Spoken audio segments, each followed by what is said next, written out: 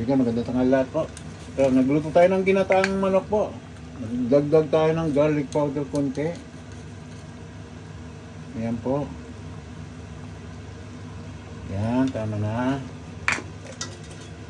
Kunting sugar po.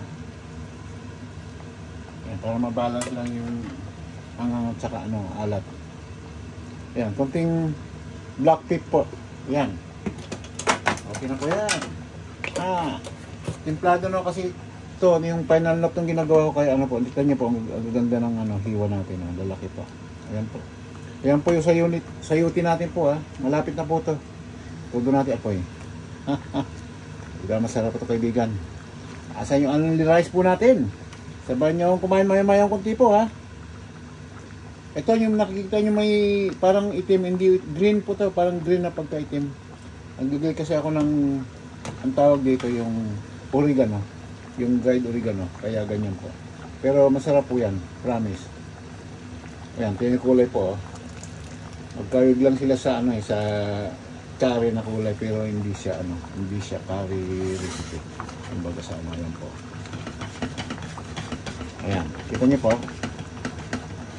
Ito po, di ba? Ayan po. Malapit na, sabaw nito. Bali, 2 kilo po to. 2 latang hinalo ko rin po. Nagata. Hindi lata kasi wala naman tayong rito sa UK po. Wala naman tayong fresh na gata.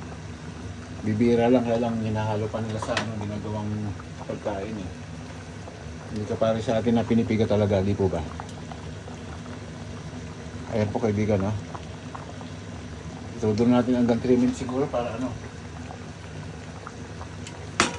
malapit na po yan iligpit tayo ng mga ating mga kalatis kasi final na po tayo, final na to. Nagladan lang kung dito kaibigan.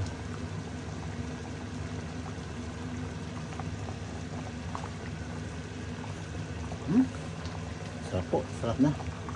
Yan po. Inanda itong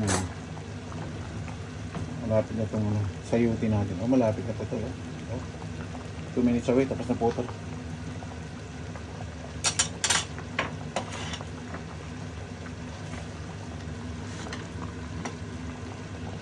Ayan, tignan nyo po ayan Pwede po ba? Malalaki ang hiwa kaibigan. Ayan. Ayan po. Kita nyo po.